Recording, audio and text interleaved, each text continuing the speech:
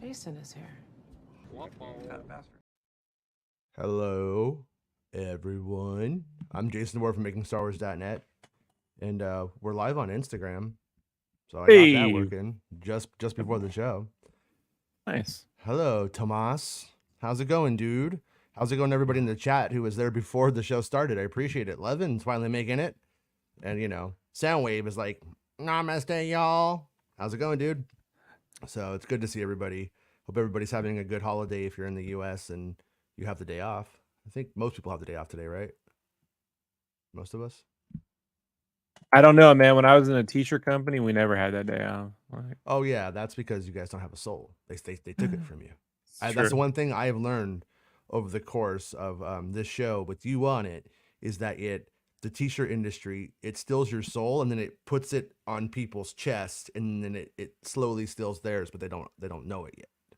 Well, So funny sort of thing, like funny you should bring that up, Jason, because I Mhm. have a friend who's a big fan of a musician. I'm not gonna say who right now before I out them. I'm gonna see how it works out. But a Bobby big Brown. fan of a musician. And a year or two Uh-huh. ago, she did you know the Spider-Man meme where they're all cloned and pointing at one another, right? Yeah. She Oh, drew this that because it's yeah. this musician whom you've never heard of. And trust me, it's very obscure and it's in another country.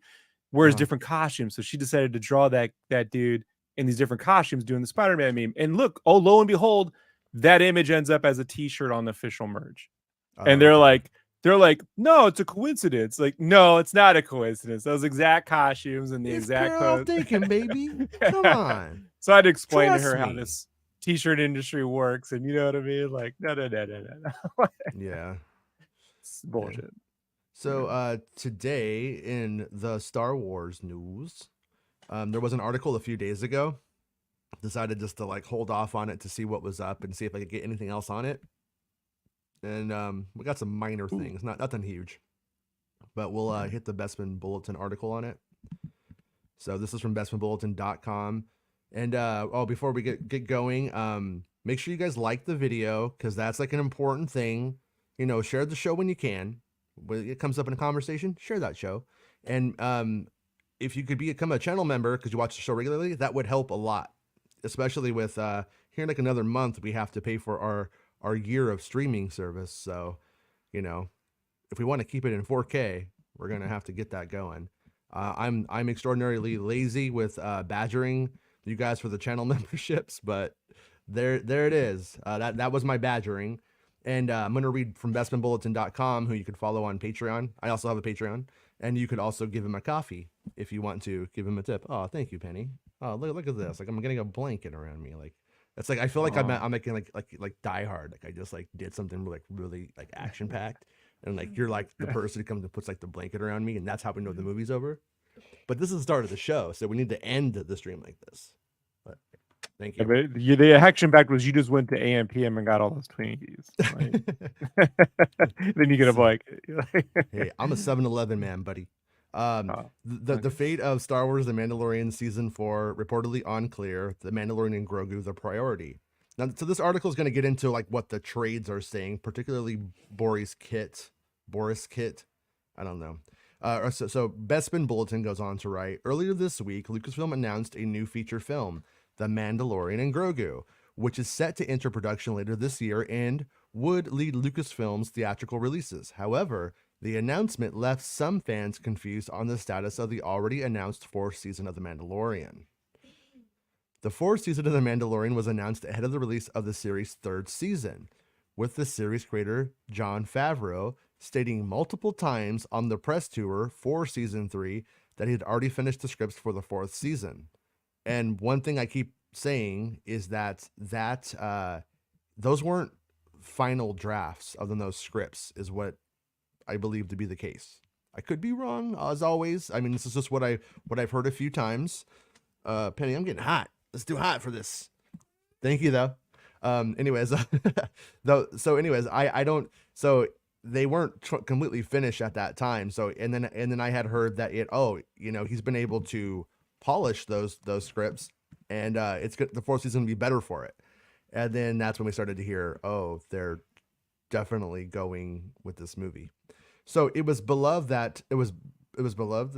believed that Favreau had purposely our old buddy Bespin has some typos in this article. He's got the COVID fog. Writing with the COVID fog is the hardest thing you'll ever do, man.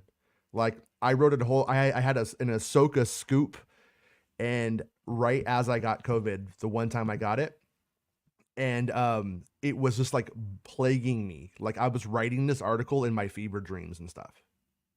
And I just wanted to put the article out. So the first day I could, I went and put it out, and I think I spelled Ahsoka wrong every which way, wrong every single time, and just didn't catch it. Like that brain fog just turned off that ability on me. Anyways, enough about me. Let's go back to Bespin. I hope he's feeling better, by the way. It was believed that Favreau had purposely completed the work on the fourth season early due to the impending Writers Guild of America strike, which is true. That is completely why it happened. That's what I was told, that 100% that he is going forward with it. We knew that Lucasfilm was slamming the schedule, putting all the shows into production, knowing that that was going to be their future in the industry. So that's why everybody was so unhappy and everybody fucking quit. All right, which would begin on May 2nd, 2023. Filming on the fourth season was set to begin until into September, but was delayed indefinitely due to the aforementioned WGA strike and later the SAG-AFTRA strike. In July, Making Star Wars, that's me, reported that Disney were weighing up their options in regards to The Mandalorian Season 4 due to the strikes. At the time, Disney were considering turning the fourth season of The Mandalorian into a film if production on the series was greatly impacted by the strikes going forward. In November, Bespin heard from two sources that Lucasfilm were planning to begin filming the fourth season of The Mandalorian in February 2024, and Making Star Wars heard the same from his own independent sources. Just days before the announcement of The Mandalorian and Grogu, I was informed by two sources that filming had been delayed. And that's the other side of it, is that so what's going on with that series right now is there are crew members, some I know and some I don't know, who believed that they were to begin shooting already. And they are all being told different things, Rob. All of them. And across the board. No one is being... So that's where I'm like, what the fuck is going on? I feel like they all are being told slightly different things, maybe to, not be clear about what's going on yet for the time being, just to like obscure it. But when you put it all together, I think we actually do know.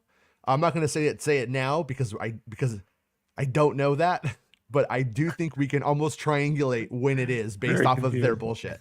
Does that make sense? Like is what I'm saying make sense, dude? I think if you were intentionally trying to lie, you would just make some shit up. This is too convoluted to be fake. Oh no, I'm not lying. I know what I mean. Like I think you do actually have an idea. You just don't want to give them your blah blah blah blah, and they don't want to give everyone their blah blah blah blah. Today's the 15th, right? Today's the 15th. Okay, so so let's just put it this way. If you were, some people were being told that they would start on the 15th. Let's just pretend it's like today, and then they're being told, oh no, you're not going to, and then they're being told like a little bit of a standby thing, and the standby thing is kind of what's interesting to me. Anyways, The Mandalorian Grogu was announced on Tuesday, and through the announcement excited many fans. It led to the question, what's happening with the fourth season of The Mandalorian? And around the time of the announcement, Deadline added that the fourth season remained in development alongside the movie. Now, here's the thing is, crew members, people related to the production, believe this to be the case right now. And this is what it's confusing. It's all kind of confusing right now. So I don't think any of the like reputable players in this right now are bullshitting. It's like that some people are being told like they're not doing a series. Well, why are they telling crew members that they are? Why are they telling crew members that the movie's a different thing? It's very confusing. Making Star Wars shared a rumor that he'd heard that the fourth season could consist of 6 episodes instead of the standard 8, and that The Mandalorian and Grogu would act the finale of the series, that the planned 7th and 8th episodes of The Mandalorian Season 4 had redeveloped to become the movie.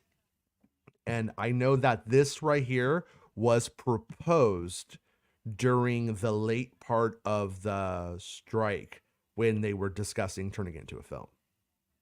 That was a plan on how to have their cake and eat it too. And I have sources who straight up are like, I don't know if that's what we're gonna do. I don't know. And then I have some that are saying, I think that's what's gonna happen. Because it was like the last real thing that they heard before we moved into this. So the Hollywood Reporter has now provided an update of the matter, though it leaves fans none the wiser. The trade shares that pre-strikes at Lucasfilm were intent on making the fourth season of the hit Mandalorian series, but post-strikes, Disney have reevaluated the situation and shifted plans to making The Mandalorian and Grogu the studio's top priority. THR added that the status of The Mandalorian Season 4 is now unknown and is no longer a given to get made. So right here, the trade's like, oh, we don't know if they're saying it's not a given now.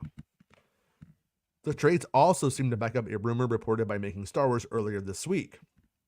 MSW on Tuesday shared that the source that first informed him that Disney were considering turning the fourth season of The Mandalorian into a movie told him that if The Mandalorian and Grogu is a success, that a third movie would be given the go-ahead and would follow Dave Filoni's untitled Mandalorian crossover event film. THR added that the next phase of the storytelling for The Mandalorian could exist on the big screen instead of the small, if The Mandalorian and Grogu is a box office success, and that box office success would determine its future. And so, yeah, this is one of those stories or one of those kinds of developments that I find interesting because of the possibilities, but also a little bit frustrating because that is what is happening. Like, that is exactly 100% what's happening here. However, I can't fucking prove it because I'm not in the future. Does that, you know what I mean? Like, when it goes that way, it'll be like, yep, nobody's gonna remember I said it, but they're like, oh, yep, that's what happened. But until it happens, it's not necessarily true. It's not necessarily accurate because no actual decision has been made because they have no financials on the first film. But if that first film does really, really well, I think The Mandalorian does become a film series at that point. And like I said, it's been hinted at to me more than once that it appears if The Mandalorian makes the jump to the big screen, that's where it's likely going to stay, with Acolyte taking over in the High Republic era on the Disney Plus series side primarily. However, I think that's a pretty thought. It's cute, right? But do we believe that they have the ability to like stick to any of these plans over 3 or 4 years? Fucking, I have no idea. You know what I mean? Like I've been hearing shit about this High Republic era stuff since 2018 now, or something like that. I think it's 2018, 2019. You know, before when it was the Game of Thrones guy stuff, and so I don't know what's going on. For some dumb reason, some fans have speculated that the untitled Mandoverse crossover event film from Dave Filoni might no longer happen due to the Jon Favreau directed The Mandalorian and Grogu. Which, to be clear, The Mandalorian and Grogu would be part 1, Dave Filoni's would be part 2, and if successful, there would be a part 3 from one of them. Who knows who? There's been no indications of this. In fact, quite the opposite. Lucasfilm stated in their Mandalorian and Grogu press release that Filoni's film, along with the films from Sharmeen Obaid-Chinoy and James Mangold, are still part of their theatrical release slate. However, the Hollywood Reporter article added that Filoni's movie is very much still in development, which of course it is. It hasn't come out yet. But the film would not release until after the second season of Ahsoka, which is something that we've always said was the plan, by the way, too. Is that you have to get Mando 4 and Ahsoka 2 out to get to Dave's movie. So the whole question for me has been how much of that important data that gets us to Dave's movie will be put into John's movie, you know? But anyways, the second season of Ahsoka, which currently does not have a release window because these scripts aren't even written yet, but Dave Filoni is currently in the process of writing the scripts, as well as helping Favreau pen The Mandalorian and Grogu. Right. So the next Star Wars film is slated to release on May 22nd, 2026. And though Lucasfilm have not confirmed it, it appears that the Mandalorian and Grogu will be taking that date. And once again, that's like a candidate, but if they did have it, it would have been there. That would have been in the press release if it was agreed upon at this moment. So they clearly don't want to promise anything, which means, yeah, it probably is that, but that should be considered tentative right now. I wouldn't even count on it. It's like it's the best release date guess you could possibly make. There is no better date to guess than this one right here. But the fact that they didn't say The Mandalorian and Grogu is coming out May 22nd, 2026 says maybe it's a hope at best. I would think. So, this is a weird time. And then over here, this is the actual like Heat Vision article full of the whole trade smarmy, oh God, I'm all about A24 movies. You know what I mean? It's like, Star Wars, they actually wrote over on Heat Vision, Star Wars gave us confusion more than anything else with its Jon Favreau movie announcement. Like, who the fuck wants this, bro? After the very season 3 of The Mandalorian, who was clamoring for a movie? And what happens to season 4 of the show? What happens to Dave Filoni directed movie that was supposed to bring together then Filoniverse shows? The Filoniverse shows. I think that's a typo too. All good questions, and here's what we know. Pre-strikes, Lucasfilm was intent on making season 4 of The Mandalorian. The scripts had all been written during the Great Hollywood Break. However, things got reevaluated with plans shifting to the movie as the priority. What happens to season 4 is now unclear. It's definitely not a given. If the movie is a success, it could lead to the next phase of the Mando storytelling becoming movie sequels. Box office and fan reaction would determine that. And once again, that's exactly what I heard. Sources say that Filoni's own movie is still on track at this point, although it is due to come after season 2 of Ahsoka. So that rings true to me too. So, I mean, I guess it just proves that, I guess things can be true before Jeff Snyder hears them sometimes. Seems like that's maybe a possibility. I wasn't going to bring the name up. I mean, it seems possible. It seems like it's likely even. Mm-hmm. But yeah, I mean it's this is like exciting in a lot of ways because it is showing that Lucasfilm is being somewhat like fluid with their ability to like pivot to making the right choice. What is weird about Lucasfilm is that it took them so long to get there and that it was so difficult because based off of what I was hearing from the summer and like coming into the fall, it sounded like it was a pretty tumultuous like time to get there. And ironically, for all of the stuff about like civil wars and Disney and stuff like that, truly was the most time I had ever heard the most like friction. You know what I mean? Going on between people and Disney. Because people, I think they were panicking probably with, Indiana Jones bombing out, the Marvel movies making, normal money and stuff like that. I think there was a little bit more like, oh, we need to make money, guys. We gotta keep the lights on. I mean, they're fine. They're rich as fuck. They could crash and burn for a lot longer, I think. Maybe they should make something that's, not catered towards 80-year-olds or 8-year-olds, I don't know their audience. Hey. Their audience grew up with Iron Man, they grew up with Clone Wars. They're older. Mm-hmm. Like, make something that fits in that, early 20s era. Stop going, well, George said it was for kids. Stop. Kids are playing Fortnite. Kids will latch on when it's cool. If it's cool, I'm certain there's a bunch of kids who like John Wick, and I don't think they were made for kids.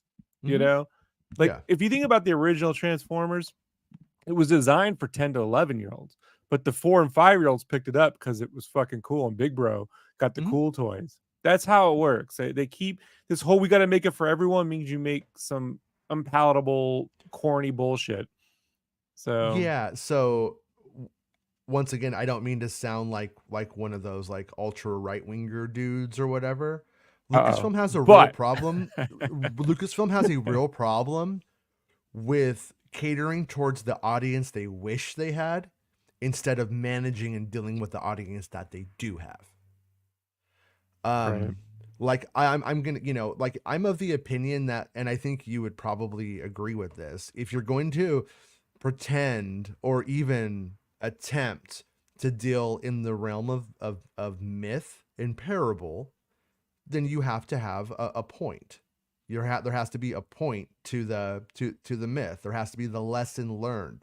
There has to be the thing that you feel is so important to society that, Star Wars is going to be the thing to say, hey, do this moral, be this way. This is what it is to be a man. This is what it is to be a woman. This is what it is to be a grown up. That kind of stuff, right?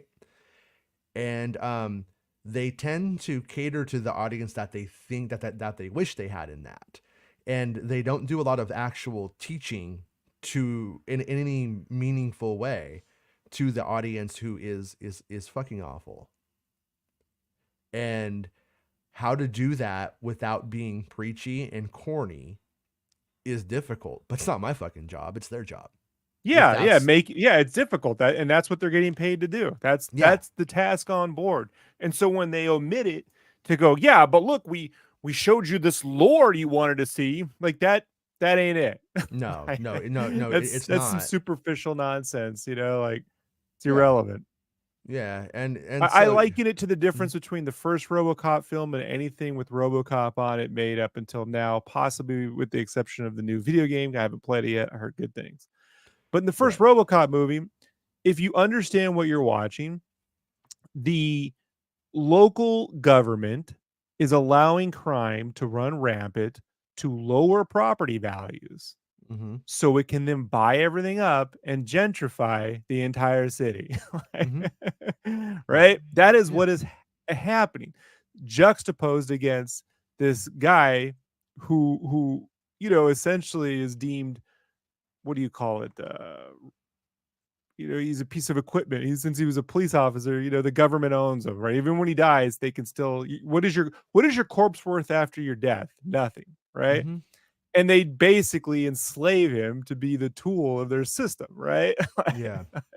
like, And but then none of these things THX are 1138 style, he needs to break out of the system and come out. right. And then there's jokes and obligatory boob shots because it's a Verhoeven film, blah blah blah blah blah blah.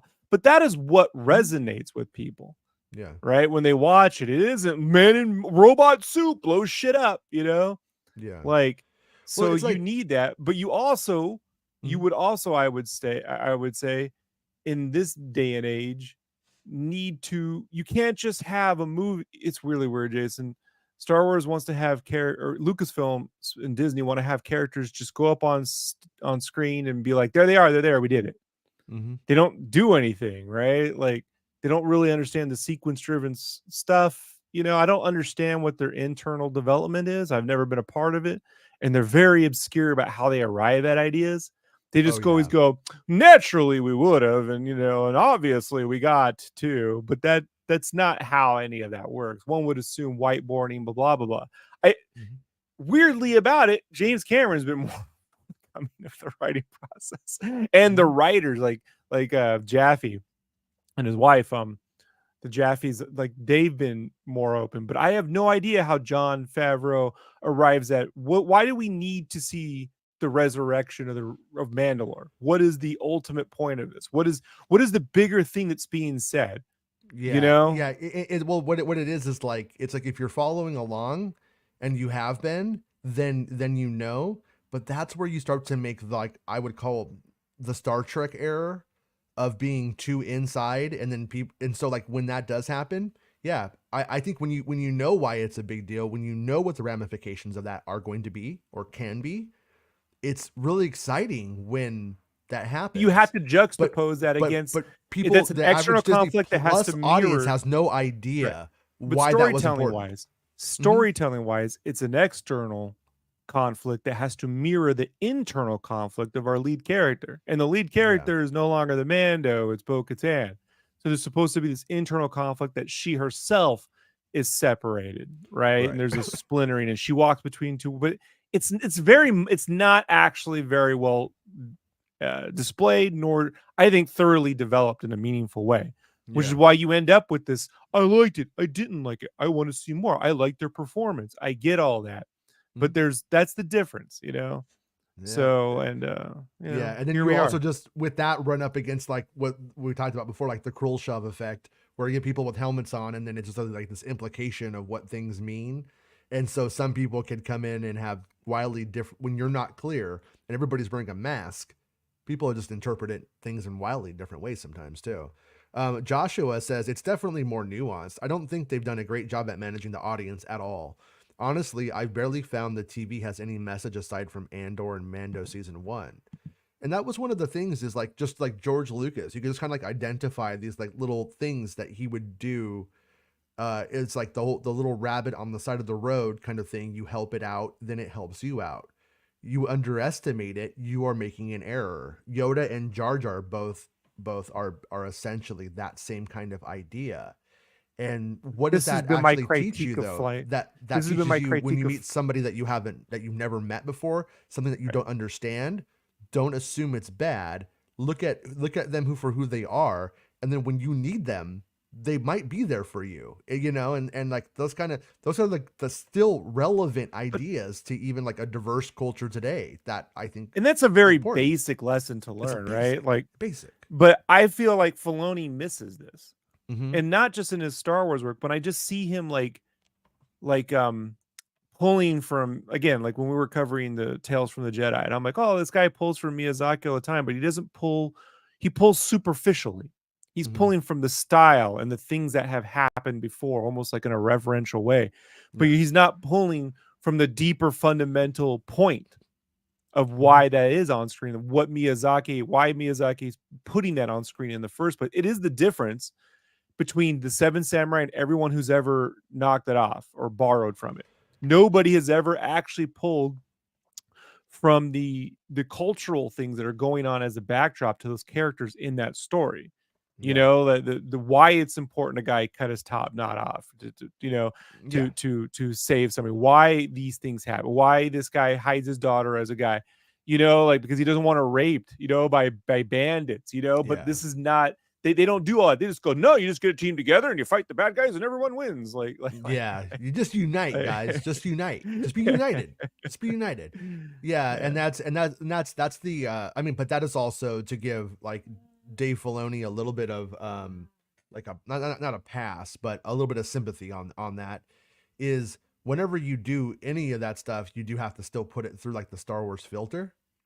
And that's where I just flat out don't think that the Miyazaki style works with the Star Wars filter. Like you either need to No, actually they do got really Miyazaki, close you actually on need to Visions do with the Ninth Jedi and the Lop story. Those two are pretty and close, and dude. and And I think and it what I'm does saying, work. yeah, and what I'm saying is that actually I think the Vision stuff literally usually breaks the Star Wars methodology. It's like it's not Yeah, the for George the better. Lucas way. Yeah. But at some point you end up moving away too far away from it. So I'm not, yeah, I don't think any of these. I think these experiments have been interesting, but I also don't think like, oh fuck, that's it, man. Visions is it. Because if it was it, Visions would be a hell of a lot bigger and more impactful than it is. If they were to go and do it right, like I do believe if they went and took like just like Andor, if you went and took Miyazaki stuff, did it perfectly in Star Wars, it wouldn't be a $1 billion film, and it Yeah, would but no cost the same Miyazaki amount. film movie has ever made $1 billion. But Exactly. if you And actually put a Star Wars, yeah, I when hear you all do that. Star Wars, that's the goal though, is to But take a Star Wars something. movie has made 300 million, and a Miyazaki style Star Wars could definitely do that or better. It's the Yeah. same way that no Godzilla movies made $1 billion, but everyone wants a Godzilla -1 guy now to make a Star Wars thing, because what they want is meaning. Mhm. They want Yeah. actual, point to this. They don't just want the superficial Lucas thing. And I posit to you that as generations get older, the Lucas simple superficial way of doing things is no longer going to make $1 billion either. Right. And it's not going to make 2 billion. 2 billion is going to get you on Star Wars. Apparently, nostalgia. You have to wait 15 years with no Star Wars for But by the way, and I know you're going to hate me saying it, but I'm going to say it anyways. Avatar just did 2 billion again, and it's Good. putting Yeah. less than superficial. It's putting more than superficial shit in its films, and that's what I'm saying. You can But still do it. Dave Filoni Dave Filoni's not out here trying to be anything except for the steward of the George method. Like that's his goal. So if we have to take what the artist's intent is and then judge them on that, he doesn't intend to go into to make Andor. He intends to make George Lucas stuff. And that's what he's essentially a George Lucas cover band. You know, every song he writes, it's going to sound like the Beatles, bro. Like that's what he's trying to do. It doesn't Yeah, mean and it I've does. always It just sort doesn't of mean it does, fundamentally but disagreed with it. well, no, I think it's fine for there to be that guy there and for him to be a prominent voice in that. The problem becomes when you don't make anything else, when when you don't do Visions, when you don't do Andor because, oh well, we have this guy who's covering George Lucas. You know what I mean? Like, does that make what I'm saying make sense? Like there should be yeah, but so much Star eventually Wars content you coming just that they can float both. Is what I'm trying to say. eventually you copy of a copy of a copy of a copy becomes pointless. You know, at Oh some yeah. point you have to inject new things. And I've said before, other genres are like when Marvel pulls from Flight of the Condor or something like that. That's one Concords? thing. No, Flight I'm joking. Flight of the I'm joking. Condor with I know. I'm joking, dude. Yeah, okay. That's one thing. You're pulling from somewhere else to put into your thing is one thing. Like when Lucas is pulling from the Hidden Fortress or pulling from whatever into his Star Wars, that's one thing. It's another thing when you're pulling from Star Wars to put into your Star Wars. When you feed the AI with its own AI generated content, it will break the AI. And when Star Wars is only being fed and ingested with Star Wars stuff, I've been saying Star Wars is too referential for Star Wars. It needs newer, and you feel, and you can say, well, some people won't resonate with that. What will make $1 billion? No, look, I'm gonna tell you right now, nobody here knows how to make $1 billion, or we all wouldn't be here talking about fucking Star Wars all day. We'd all be living our lives like, and it's 3 letters, Bix. Nobody knows how to make $1 billion, and these studios don't know how to make $1 billion. Otherwise, they would be making $1 billion every time they go off the bat. Step one, Rob. Be born rich. That's first part. I want to. Step 2, profit. I know. But look, having something to say and sticking with it is the foot I would rather put down on to place my balance on than let me just check the list of George Lucasisms to make sure we're covered. Right? Lucas tried that himself and it didn't work for him. I mean, there's no more Star Wars referencing Star Wars more than the Return of the Jedi. It's literally a remake of A New Hope. You know, like it was the complaint at the time. Go watch the It's the special edition of A New Hope. It's George Lucas going, correct. I couldn't get the Death Star to look as good as I wanted, but I'm going to get it this time. Watch. You know? Right. Yeah. So, you know, and that's we've been having this conversation ever since. So Bespin says whoever said December 2025 is wrong, that date was removed. Then May 2026, December 2026, and December 2027 were announced. Avatar 3 took that December 2025 release date. Yeah, and they're filming. They're doing reshoots right now. Reshoots, and from what I understand, production. Like there's these cats on Avatar that do all the extras, and they film them in layers and separates. They got a crew. Yeah. So like they do that stuff too. A lot of people from Mando are over on Avatar right now. Oh, nice. Yeah. So that's another thing about like that I was lightly laughing to myself about when there was this bogus rumor that like they were filming Ahsoka 2 at Pinewood Studios or some stupid shit like that. And it was like, no, they're not. And in fact, everybody who would be going is, I think, on Avatar or, you know what I mean? A few of them. And so, yeah. But yeah, I mean, when it comes to this like whole thing with the season 4 of Mando, I think there is the intention to make it. I'm just not sure if it's going to be the full 8 episodes or that 6 episode plan. Like, just to be clear, like because people on Twitter take what I say on the show, excuse me, and then they put it on Twitter, and it just says the thing without the caveat of like this is a rumor, and it does. One of them did say rumor, which I did appreciate, but there's no context for it saying rumor. It just looks like it's just like anything I would say. You know what I mean? But like, there's a difference between I know this is happening. I know someone is going to film on Mando in August. Okay, like I know it, And I'm hearing that they might be filming, like that's a rumor. I'm hearing they might, kind of thing. And that's where that is right now. I don't know if that's gonna be the case. It does kind of make the most sense though, doesn't it? Kind of like, because you're able to like kind of softball a lot of that early part of the season and keep it like season 1 of the show. The thing that made the then, sense to me was they do the season and it leads on a cliffhanger that's resolved in the movie. Like that just seems like the most obvious. See, I disagree with that because I don't believe the films will ever require anything else of you. Films already require something. When you go see The Last Jedi, they require you have seen The Force Awakens. When you go see Rise of Skywalker, they require that's a trilogy. And whatever. Okay, Rob. Every trilogy is designed, and every series is designed, and every rule is made to be broken. And every rule is made to be broken. Every rule is made. You already told me, Jason, 6 months ago. You already told me there wouldn't be a Mando movie because that stuff was designed to be on Disney Plus, and that's where it's going to stay. No, that's not what I told you, Rob. I told you that it couldn't happen because they were literally told to develop Disney Plus. That was the plan. Now Disney Plus is fucking dead, dude. It's over. That's what changed. Nobody wants Disney Plus. They wish they didn't have it anymore. They wish they didn't go that way. It's been a rough, bad idea. So that's not why I was telling you that, because there was a different context. Like they were told, the context here has changed. They were told, don't make films, make Disney Plus shows, because this is our intention, is to grow. The only reason why I think they wouldn't do a season, if they're not going to do a season, it's simply because they don't have the time, resources, or money to get that done in a place where Bob Iger's saying they need to cut back on spending, at the company. So we'll do one or the other, and then maybe we'll pick this up later. Right. I don't know, man. Like it. Rick Jones. Look at this guy. Avatar 2 was just a remake of 1. Yeah, you remember when Jake Sully had a whole family in the first one, and he treated them just like soldiers instead of his family members, and you didn't know how to come on. I don't want to get into this. You guys, It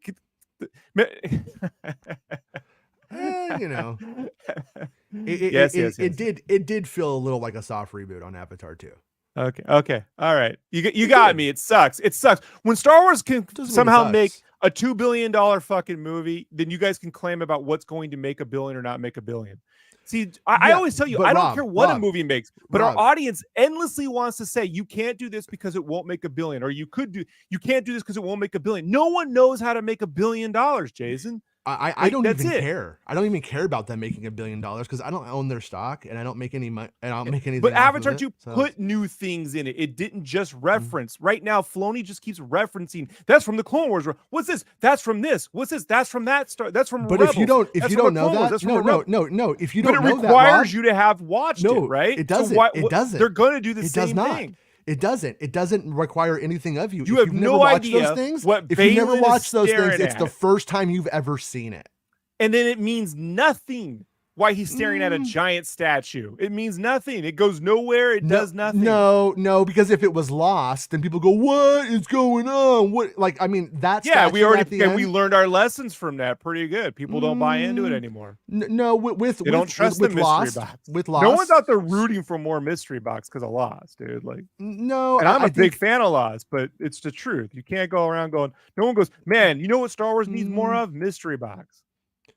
Nobody would say that anyways, though, because that's such a weird thing. If Lost had taken off, they would. They would say that's the Lost did take off. What are you talking about? No, what I'm saying, if Lost had ended on a high note, if the finale of Lost hit, I like the finale of Lost, Jason. I did too. But I recognize that if you go out and ask people about the ending of Lost, the majority of people are going to tell you it was dumb. It ended horribly. It failed. I just know after Revenge of the Sith, Return of the Jedi, Episode 9, Lost, Game of Thrones, Seinfeld, so on. People don't like endings of things that they love, and it's really hard to ever satisfy and make something grander than it already was for the ending. Like the ending to Full Metal Alchemist Brotherhood.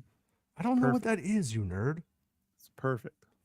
Filoni does. Rob, I'm not saying nobody's ever stuck a landing. I'm not saying that. I'm just saying the chances are they like the ending to Endgame.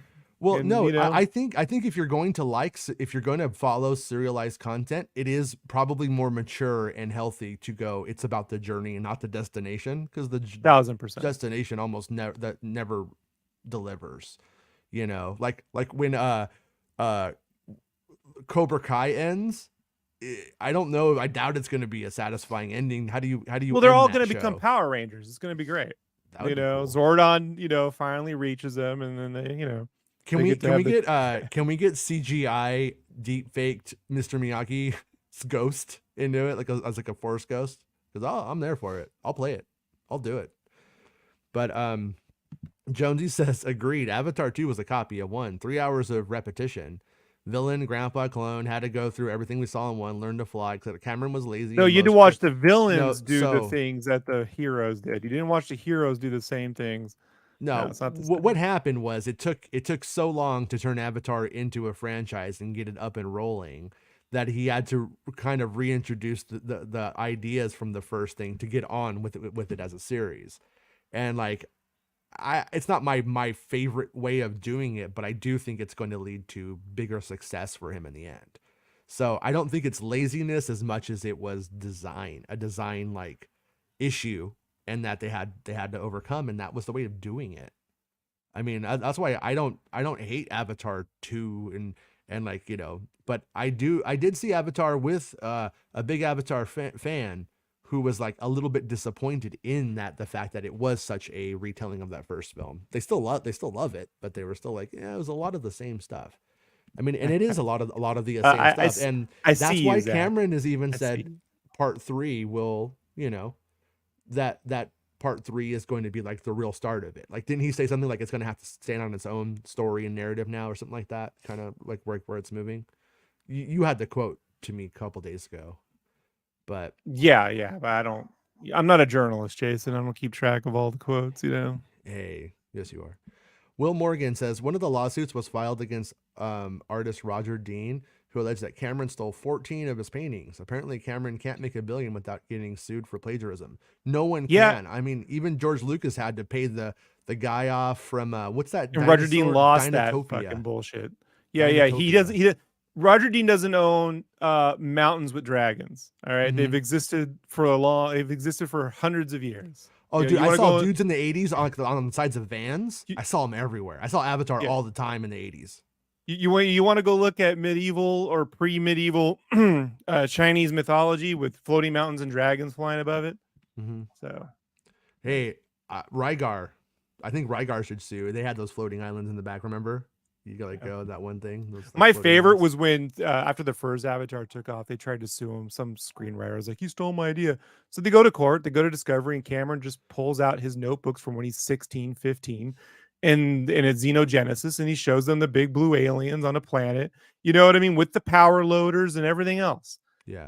Like there's all my stuff. I put all my stuff when I was a kid right in there. The Yeah. Harlan Ellison ones is one they always like to bring up. Harlan Ellison won, and no, Fox settled, and Cameron was pissed.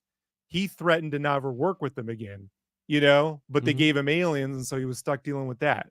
Like Right. he did not. Harlan Ellison sues everybody. I don't know if you know anything about Harlan Ellison. He sues everybody because he's kind of a dick. He learned a long time ago. Hey, he wins. He'll win in settlements. His whole he coined the whole litigious lawsuit. They'll settle out and I'll make my money a long time ago. He figured that out 30, 40 years ago. See, look, Will, here we go. The Harlan Ellison one. Yes. Yeah, that story is just like Terminator. If you go and read it, it's exactly like Sarah Connor being hunted down by another guy, and then she it's exactly the same. Yeah. I'm not a big fan of copyright law, believe it or not. I think it's mostly junk, and it's just And if that's the case, then why don't we just have the Akira Kurosawa state, or have Toho personally sue George Lucas for putting in a third of the Hidden Fortress into Star Wars? And whoever made the Dam Busters should sue George Lucas too, right? That's how that works. Yeah. Hey, and by the way, when the Tarzan yell appears in Return of the Jedi, why doesn't the Edgar Rice Burroughs cat sue Lucas for that? Mm-hmm. And I'm quite certain. if we go back for when you're talking about when Tarzan does the Chewbacca growl, that George Lucas should sue the right, creator of Tarzan. Tarzan does the Chewbacca. Thank you for the clarification. But we could go on and on. Hey, and John Carpenter should sue Ryan Johansson for putting the ending to Escape to Los Angeles in The Last Jedi. How about that? Why don't we do that one? All right. Well, all I know is that George Lucas should definitely sue Tolkien for, and the Romans should sue Joe Johnson for stealing their helmet for Boba Fett. Like all the Romans. Like Don said he was a sawed-off D-word. Believe me, I met him at WesterCon in the late 60s. All right. I'll take a sawed-off D-word. That's a good one. I like that one. Right. Shogun, thank you for the super chat.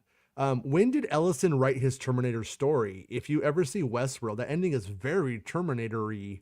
Cameron might have been inspired by that movie. Harlan Ellison didn't invent soldiers coming back through time. Like that's a premise but that idea had existed prior in science fiction. Yeah. It was matter of fact, I'll posit you one. If you don't believe me, there's a thing called John Carter of Mars about a soldier who goes through time to another planet. Nerd. Was that a Twilight Zone episode that started the whole Outer Limits? Outer Limits. Limits. Okay. Yes. Yeah. I used to be on a podcast, Jason, long before this one, called the James Cameron podcast. If you believe it, when the first Avatar came out, these guys knew even more about James Cameron than me. Okay, we went through all this sometimes and think you're on that show again. I'm kidding. Sometimes I do. Yeah. No, yeah. I mean, but yeah, it is like Star Wars' whole thing. Like, for instance, I like that song by that new artist Olivia Rodrigo, the vampire chick. I think the song is really good, and she has these other songs and she keeps getting sued by people. And when I look at her stuff, like she has lines that I'm like, oh, that was like the line "February Stars" from a Foo Fighters song. From Hole, the angel dust in my dress comes undone kind of thing, using like this angel dust as like this cute pretty thing, but then the drug analogy to it. Stuff like I know what she's pulling from. And I think it's fine. She keeps getting sued for it though. It's just like all these people, like they're so litigious about things that they didn't create, the tools that they're using to build their stuff. And then they want to wait till they find out that pretty much all of the Mario music from Super Mario Brothers was taken from a band called P Square Cassiopeia Third. Just wait till they figure out where that exists. You know what I mean? Like I've seen a good YouTube video like showing where that jazzy fusion stuff. Yeah, Koji Kondo, man. But that's what they were listening to. Of course they would. But in this day and age, there you go. So, but it's no more Mario music for you people. Like, how about that? Yeah. No, and that's where but Star Wars is literally predicated upon such methodology. But when Harlan Ellison goes into court and says, "I invented time traveling soldiers," the Edgar Rice Burroughs family needs to go, excuse me, you did what? Come on. Yeah.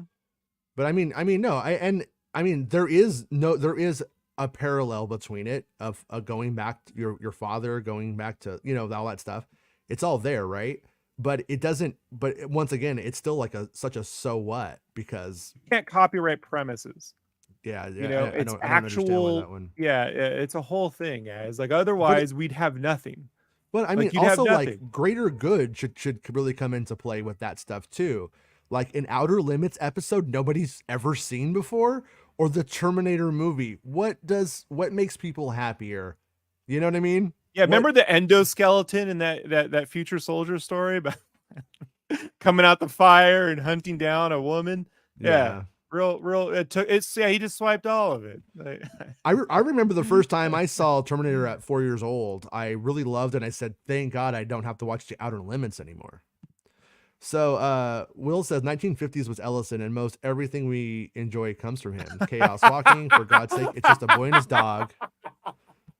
Most everything we love comes from Harlan Ellison. Dude, fun fact about Harlan Ellison, he had a job at Disney for like 5 hours once. Mm-hmm. He went to lunch and he made a sexual joke about Mickey Mouse, and they had him cleared out. He's a litigious asshole. And for the Harlan record, in case Ellison. anybody gets nervous, I have headphones on and she can't hear what we're Yeah, I saying. apologize. No. She Why you can't hear gotta what have we're the saying. kid on the show when we're talking about Harlan It's not my Ellison? choice. She just comes over here and it's like, I'm going to be on the show, just like chilling, you know. Penny's part of the posse. I got a Penny posse. What do you want, you know? Yes. But yeah. Yes. So no, but anyways, Yes. James with Cameron sits with the Harlan Ellison book open. dude, why are you going off about Harlan Ellison still? Because Will Morgan's a Harlan Ellison simp, dude. Okay, but what? Yeah, the takeaway here for Star Wars is without such kinds of methodologies as the homage, we don't have Star Wars at all. And there is absolutely like plagiarism. Did Lucas and then pay for Captain homage. Cody, or does the people who made Captain Cody, the precursor to the Rocketeer, get to just sue Lucas for putting that in there? Is that how that works? Boba Fett, man. Jonesy says, "Hi Penny, how are you? What is your favorite movie? I'm sure you could rock a ponytail. Mine is Revenge of the Sith. I also save hair to run a man bun style." So Jonesy's got a man bun. What do you have a favorite movie? No? Last time you said it was Ghostbusters Afterlife. That's not true anymore? No? Okay, if you had to pick a favorite movie right now, what would you say it is? Is it too hard to answer? Do you need a minute? Need a minute? You could think about it. If it comes to you, let us know and we'll put it on the show. Hey, remember that time Harlan Ellison called Luke Skywalker a nerd? Did he? He said bad mouthing Star Wars is considered a felony and on the level of spitting on the American flag. Many films like Star Wars that are nothing but The Prisoner of Zenda, some half-wit Wild West adventure in outer space. I mean, if you're gonna love Harlan Ellison, you should also understand what Harlan thinks of anything you love. You know, yeah. But also, you know, I mean, at the same time, yeah. I mean, people that are making those things, they have their strong ideas about how it's supposed to go. Like I would hate to talk to myself about music. I think I'm a jerk when I talk about music to people. But I got my ideas, I got my methodologies, I got my beliefs in it, and it's so you know, yeah. And at the same time, like I could see how you're writing hard sci-fi. I don't know any. I've never read hard, so I'm not sticking up for him or defending him. But he literally said Darth Vader sucks runny eggs. All right, and I want that on my now. You know what? I have a child here. Don't say runny eggs in front of my daughter. When I make my despecialized editions, I'm going to put that quote on the box. Harlan Ellison, Darth Vader sucks runny eggs.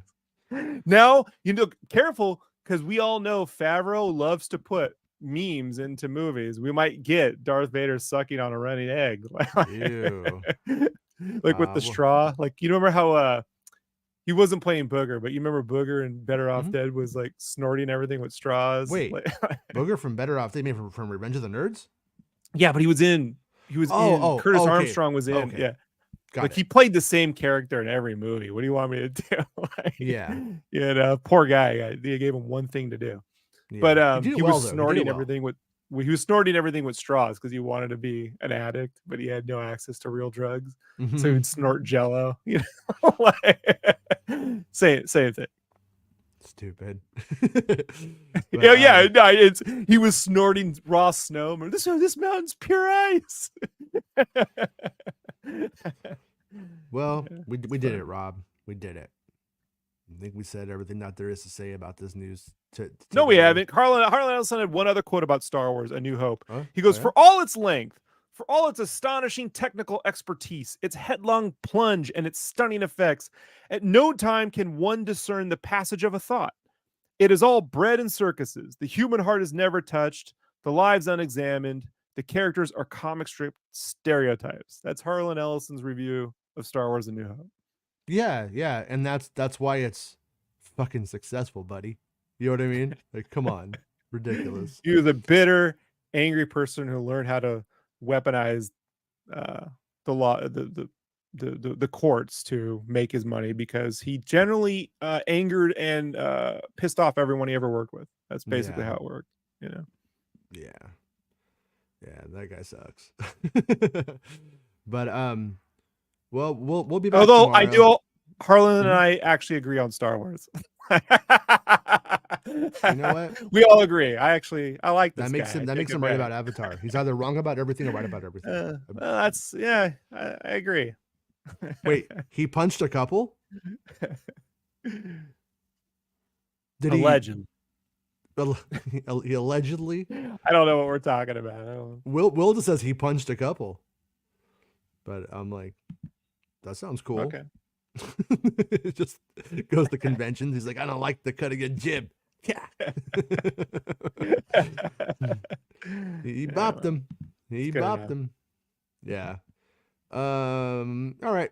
I'm gonna go and hang out with my Penny because she's ready to party, and we're gonna go do stuff. That's fun stuff. And yeah. And then is Ellison really Shia Ellison? But no, anyways, Harlison never shot dogs. Let's not go there. Yeah, yeah. He doesn't. He wasn't cast as Mutt, and Matt was mad about it and had to take it out in some weird way. Right. Okay, everybody. We'll see everybody tomorrow. Rob, you have anything to say before we go? Anything to say for yourself, Rob? I love Harlan Ellison. I like him. I changed my mind. Don't sue like us. The Weeknd. We love you. We're all the same. Yeah, we're all in the same. I like The Weeknd too. By the way, he made a cool Avatar song. I take that one back too. I was wrong. Man, you sure about that? I do. I listen to it now whenever we play Fortnite. That's my Fortnite song. Dude, when are you gonna listen to an actual Weeknd record? Huh? Well, let's not get ahead of ourselves here. Okay. You know what? When he makes an Avatar 3, if he does the whole album like Prince did for Batman 89, that's when I'll listen to a whole record. Mm-hmm. We should get him. We should get him on it. But because Party Man is better than Kissed by a Rose. Agreed. How about Party Whales? Party Whales. Party Whales. Rock a party like nobody cares. But it would be It would be like a Scandalous 2.0 about a man who's fallen in love with a whale. The true apex. It'd be Soulyless on the world. Soulyless. On the world. What is it? What's it on Pandora? Not the failed music service. I unfairly called The Weeknd a SoundCloud rapper when he is in fact a Pandoran rapper. He's Pandoran rapper. So SoundCloud rapper. I take that back. Sorry. I apologize. All right, everybody. We'll see everybody tomorrow. Bye, guys.